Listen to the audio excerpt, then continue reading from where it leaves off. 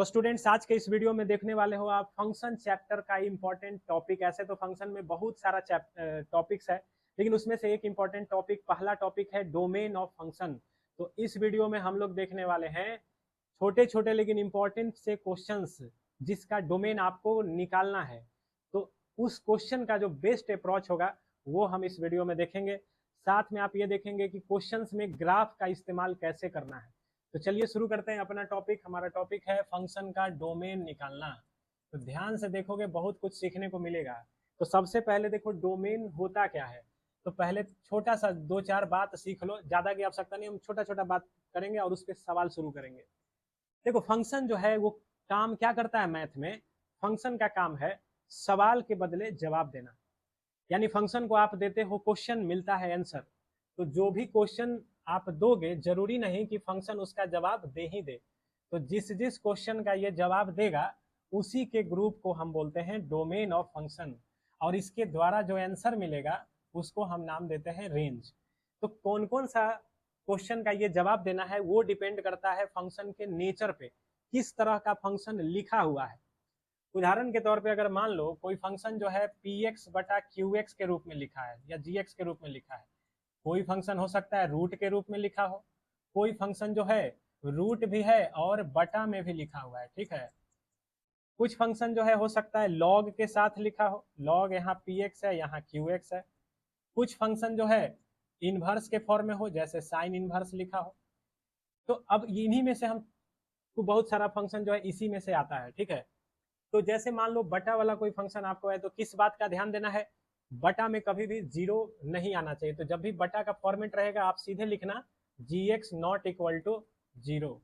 Root का format रहेगा ना छोटू, तो रूट के फॉर्मेट में लिखना कि रूट के अंदर जो भी है वो पॉजिटिव या जीरो होना चाहिए, क्योंकि रूट जो है निगेटिव रियल नंबर का कोई आंसर नहीं देता है। रूट जो है निगेटिव नंबरों के लिए कोई भी रियल आंसर नहीं देता है। इसीलिए याद रखना कि रूट जो है जब भी आंसर देगा तो जीरो या पॉजिटिव का। तो रूट वाले फॉर्मेट में ये अप्लाई करना। अगर बटा में भी है रूट है तब उस स्थिति में सिर्फ आप ग्रेटर देन जीरो लिखोगे, ठीक है। आएगा एग्जाम्पल में ही।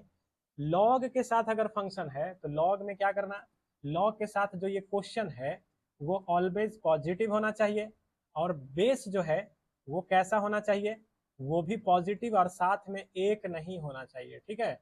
तो ऐसा लॉग के रूप में क्वेश्चन आएगा तो इन बातों को ध्यान में रखना है कि क्वेश्चन पॉजिटिव, बेस पॉजिटिव और साथ में बेस एक नहीं होना चाहिए, ठीक है। अब आ जाओ साइन इनवर्स या कॉस इनवर्स के रूप में रहे डोमेन का सवाल। तो इसके अंदर में जो फंक्शन लिखा है वो कैसा होना चाहिए, -1 से लेके +1 के बीच में होना चाहिए, ठीक ना। तो इन फॉर्मेट में ही आपका डोमेन का लगभग क्वेश्चन आ जाएगा। तो चलिए शुरू करते हैं। साथ में आपको क्या याद रखना है, साथ में आपको बार बार यूज आएगा वो भी हम लिख देते हैं। देखिए साथ में आपको बार बार यूज आएगा साइन पहचानने के लिए, जिसको हम बोलते हैं साइन स्कीम मेथड, जिसमें हम चिन्ह यानी कि फंक्शन कहाँ पे प्लस होगा माइनस होगा वो पता लगाते हैं। आपको मॉडुलस का प्रॉपर्टी बार बार आएगा वो भी देख लेना। लॉग का प्रॉपर्टी बार बार आएगा वो भी जरूरत पड़ेगा।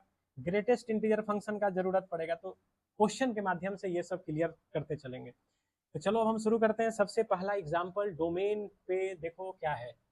देखो एक फंक्शन हमने लिखा f(x) बराबर √x माइनस मॉड x। बोले चलो इसका डोमेन बताओ क्या होगा।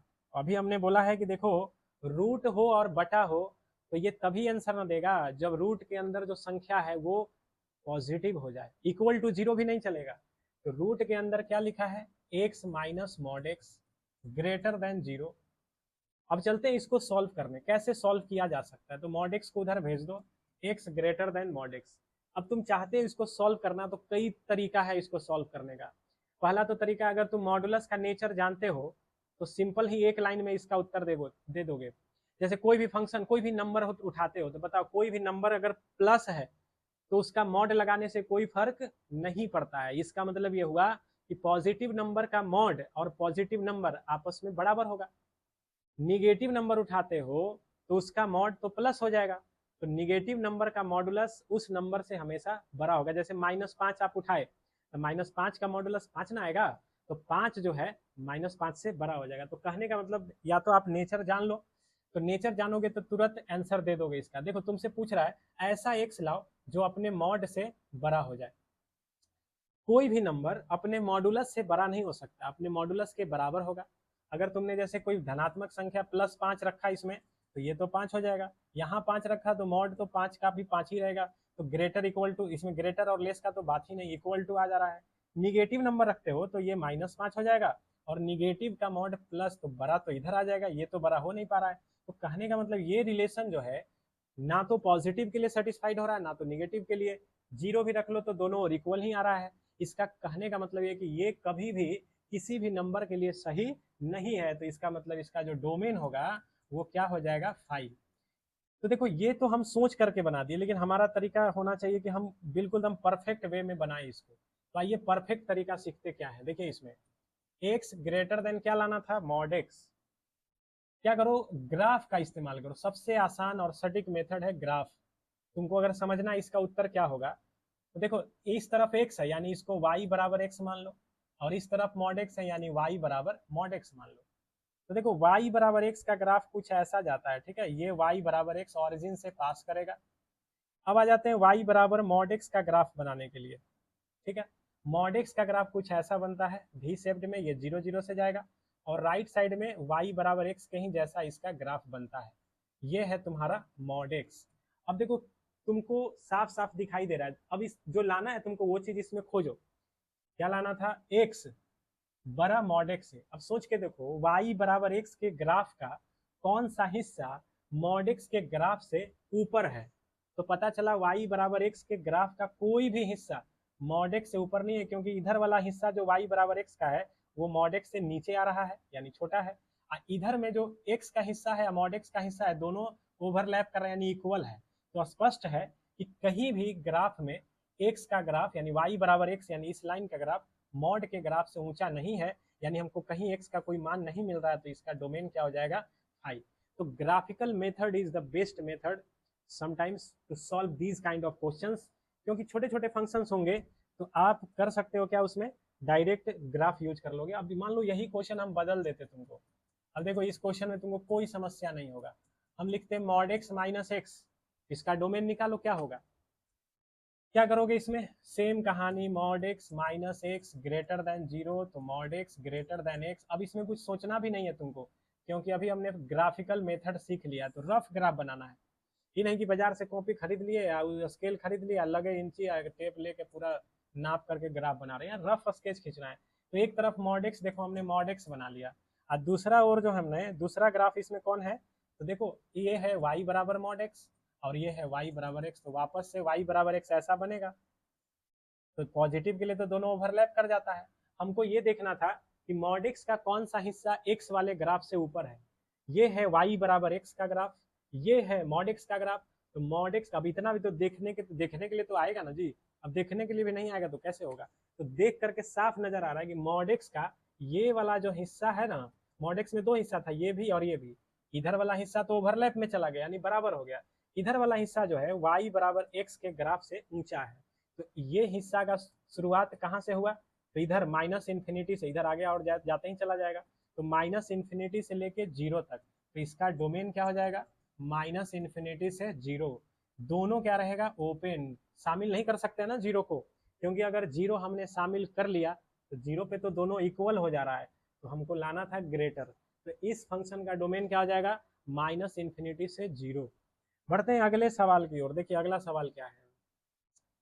अभी हम छोटा छोटा लेकिन बहुत इंपॉर्टेंट फंक्शन देखने वाले हैं डोमेन। इस क्वेश्चन में भी यही अप्रोच लगाना है, x minus integral part of x greater than 0, x greater than integral part of x। अब हमको इसको सॉल्व करना है, ठीक है। अब देखो इंटीग्रल पार्ट का अगर तुम नेचर जान जाओगे तो ये सवाल तुम तुरंत बना लोगे। इंटीग्रल पार्ट क्या करता है, देखो इसको बोलते हैं GIF, ग्रेटेस्ट इंटीजर फंक्शन। कोई भी नंबर का जो इंटीग्रल पार्ट है वो हिस्सा ये बतलाता है। सपोज कि अगर तुमने x बराबर 5.3 ले लिया, तो इसका अगर तुम इंटीग्रल पार्ट यहाँ निकालोगे तो 5.3 को हम कैसे लिखते हैं, 5 प्लस 0.3 यानी कि 5 आ जाएगा, ठीक है। और अगर तुमने मान लो सिर्फ 5 लिया तो इस केस में इंटीग्रल पार्ट भी क्या रह जाएगा, 5। तो याद क्या रखना कि कोई भी नंबर, ठीक ना, कोई भी नंबर x जो होगा या तो अपने इंटीग्रल पार्ट से बड़ा होगा, देख सकते हो ये नंबर का इंटीग्रल पार्ट 5 ही आया, तो ये नंबर इससे बड़ा हुआ, या तो ये कोई भी नंबर अपने इंटीग्रल पार्ट के बराबर जा सकता है। बराबर कब होगा? जब x जो है वो इंटीजर होगा। देखो ये फॉर्मूला एक तरह से, और जब x इंटीजर नहीं होगा तो उस स्थिति में हमेशा नंबर जो है अपने इंटीग्रल पार्ट से बड़ा आ जाएगा। उदाहरण के लिए अगर हम बोले कोई भी नंबर उठा लो, -2.3, अब -2.3 का इंटीग्रल हिस्सा हम -2 नहीं बोलेंगे, माइनस में एक अपनी ओर से लगा देते हैं तो -3 आ जाएगा। तो देख सकते हो हमने x लिया था इतना, इंटीग्रल पार्ट आया इतना, तो ये जाहिर सी बात है इससे बड़ा है। तो यहाँ से हमने क्या सीखा? तो छोटो ये जो है ना फॉर्मूला हो गया, इसको तुम अच्छे से लिखिए लेना। अगर पढ़ रहे हो ना, पढ़ रहे हो तो ठीक है, नहीं तो खाली वीडियो देख रहे हो तो नहीं काम चलेगा। पढ़ रहे हो तो क्या करना, कॉपी में इसको लिखते जाना। तो क्या याद रखना है कि कोई भी नंबर अपने इंटीग्रल पार्ट के बराबर हो सकता है। बराबर कब होगा? जब नंबर आप खुद इंटीजर सिलेक्ट करोगे, और नहीं तो कोई भी नंबर अपने इंटीग्रल पार्ट से बड़ा ही होगा दूसरे कंडीशन में। कब? जब हम कोई नंबर इंटीजर के रूप में नहीं चुनते हैं तब। अब जब ये सवाल हमारे पास आया, तो इस सवाल को बनाना कोई बड़ी बात नहीं है कि नहीं? देखिए हमसे इस सवाल में क्या पूछ रहा था, x minus greatest integer greater than 0। अब देखिए इसको हम कैसे बना सकते हैं। तो सोचो, हमसे पूछ रहा है वो संख्या बताओ जिसमें x जो है अपने इंटीग्रल पार्ट से बड़ा आ जाए। तो हमने अभी पढ़ा है कोई भी संख्या अपने इंटीग्रल पार्ट से बड़ा या बराबर होता है, हमको बड़ा लाना ही है।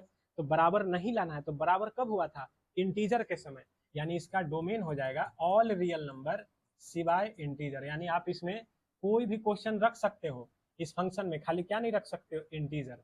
उदाहरण के लिए अगर आपने इसमें 10 रखा तो 10 माइनस 10 का इंटीग्रल भी 10 ही रह जाएगा, नीचे 0 आ जाएगा अनडिफाइंड। और अगर कोई दूसरा नंबर रखा तो उसका आंसर आपको मिल जाएगा। ठीक है, इस प्रकार से ये सवाल उम्मीद करते हैं समझ गए होंगे। तो अब अगर हम यही सवाल उल्टा घुमा के दे दे तुमको, बताओ जी ग्रेटेस्ट इंटीजर -x, बोले चलो इसका डोमेन बताओ क्या है। फिर से पहला अप्रोच तो वही रहेगा, integral part of x greater than x। अब इसको सॉल्व करना है। तो हमने अभी पढ़ाया कि कोई भी नंबर अपने इंटीग्रल पार्ट से बड़ा होगा या बराबर होगा, छोटा होने का तो सवाल ही नहीं है। तो इसमें देखो किसको बड़ा लाना है? इंटीग्रल पार्ट को। किससे? उस संख्या से। तो हम पढ़े हैं कोई भी संख्या अपने इंटीग्रल पार्ट से छोटा हो ही नहीं सकता है, या तो बड़ा होगा या तो बराबर होगा। यहाँ पे हमको इंटीग्रल पार्ट को बड़ा लाना था, तो हम तो जानते हैं ऐसा किसी भी संख्या के लिए इंटीग्रल पार्ट उस नंबर से बड़ा नहीं जा सकता है। तो इस क्वेश्चन का डोमेन क्या हो जाएगा? 5 हो जाएगा आपका, है कि नहीं? तो ये बहुत आसानी से सीख गए जब आपको एग्जाम्पल्स पता रहा तब। चलिए अगले फंक्शन की ओर बढ़ते हैं। देखिए बोल रहा है इसका डोमेन बताइए क्या होगा। f(x) बराबर √sin(x), ठीक है। बोल रहा है इसका डोमेन क्या होगा। तो देखो साइन क्या काम क्या है? साइन का काम है सवाल का जवाब देना। इसको दोगे आप एंगल, मिलेगा नंबर। तो अगर ऐसे हम बात करें तो साइन तो किसी भी एंगल का आंसर दे सकता है। साइन एक्स का डोमेन तो ऑल रियल नंबर है, लेकिन साइन एक्स कहाँ है? रूट में, ठीक है। तो अब यहाँ पे आप क्या करोगे? तो यहाँ पे आपको देखना है कि रूट जो है वो तभी डिफाइंड होता है जब रूट के अंदर ग्रेटर देन इक्वल टू क्या आ जाए? 0। अब इसको सॉल्व कैसे करना है? इसको सॉल्व करना है, हमको पता लगाना है कि क्या एंगल हम साइन को दे दे कि वो 0 से बड़ा या मतलब बराबर आ जाए। ठीक है, तो ऐसे सोच के तो ये बनेगा नहीं। बड़ा या बराबर लाना है साइन को, तो ग्राफ का यूज करो ना। साइन का ग्राफ पढ़ोगे तो बहुत आसानी से यूज करोगे तो बहुत आसानी से ये क्वेश्चन बन जाएगा। तो चलिए हम साइन का ग्राफ बनाते हैं। तो फिर से हम बोल रहे हैं रफ ग्राफ बनाएंगे, एक रफली आइडिया लेंगे, ज़्यादा डिजाइन बनाने का जरूरत नहीं है। देखो साइन का पीरियड होता है 2π, यानी ओरिजिनल ग्राफ 2π के इंटरवल में बनेगा। और ये है आपका साइन का ओरिजिनल ग्राफ। तो ये है तुम्हारा 0, जहाँ कट किया वो है पाई, ये है तुम्हारा 2π।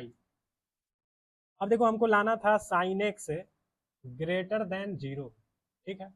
तो साइन एक्स का मान 0 से बड़ा, 0 मतलब ये एक्स एक्सिस, ये है तुम्हारा 0 वाला लाइन।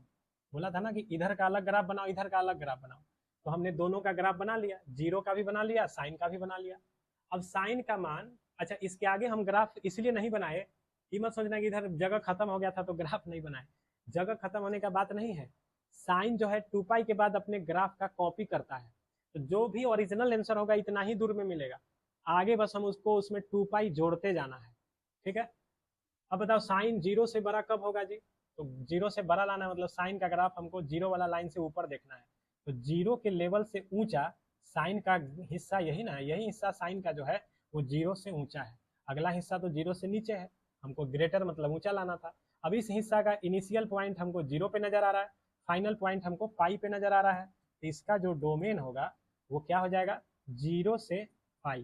ठीक है, इक्वल टू लाना है, पाई पे देख रहे हैं कि 0 के बराबर ही तो है, 0 पे साइन 0 0 ही तो होता है, तो क्लोज इंटरवल से हम इसको बंद कर देंगे। ठीक, ये ऐसा ही ग्राफ आपको हर 2 पाई के बाद मिलने जा रहा है, तो आप उसमें क्या करो, 2 पाई ऐड करते चले जाओ, यानी कि अगला जो आंसर लाना होगा तो फिर 2 पाई से 3 पाई में आएगा, यानी कि अब आपको जनरल फॉर्म में आंसर लाना है, तो आप इसमें 2n पाई बस ऐड कर दीजिए, और उसके बाद आप क्लोज इंटरवल लिख के, और चाहें तो आप इसको ऐसे भी लिख सकते हो, कैसे, 2n पाई में 0 जोड़ेंगे तो 2n पाई ही रहेगा, और इसमें पाई कॉमन हो जाएगा तो 2n प्लस 1 पाई।